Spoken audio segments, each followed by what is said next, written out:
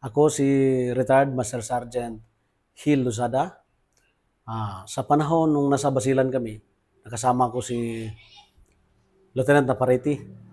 Ako yung lead scout niya. Nag-move kami.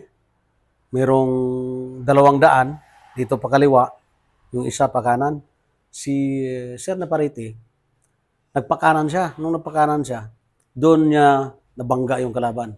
Ang daming kalaban. Nagbaga na bumagbag. Abang tumatakbo siya, pabagbag, patras.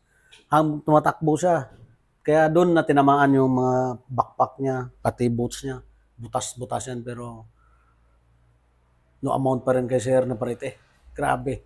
Doon ako believe sa kanya. Kung isipin mo, hindi siya tinamaan. Pero yung backpack niya may tama. No, ibig sabihin yun, may anting-anting ka, Sir? Yan. Yun yung tanong ko sa iyo, Sir, ha? May anting-anting ka? O ano ang dala mo sa una? Shout out muna. Shout out kay CGP, General Antonio Nafarite, Sir. Ari ang ihado mo, Sir. Ang imo nga bata-bata sa una, si Toto Luzada. Doon, Sir, doon ako napabilib sa kanya. Bakit? Kasi hindi na nag-link up kami sa estudyante. Nakasama na kami. Habang sa dami ng kalaban, Sir, na kasama kami. Ang ginawa ni Sir Napariti, doon ako napabilib sa kanya. Kasi sakripisyo na yun eh. Kahit buhay namin, sacrifice na lang talaga yun.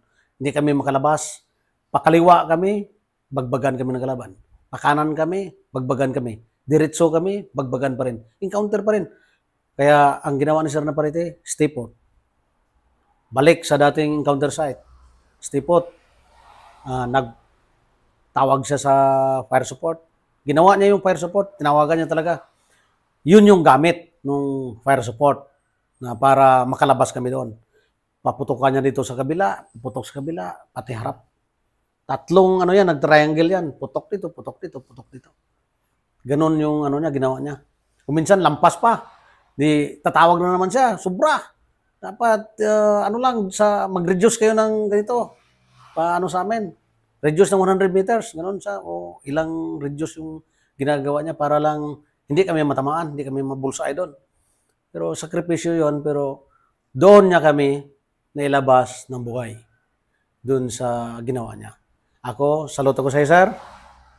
Proud ako sa iyo na naging CGP ka ngayon. Patuloy lang, Sir.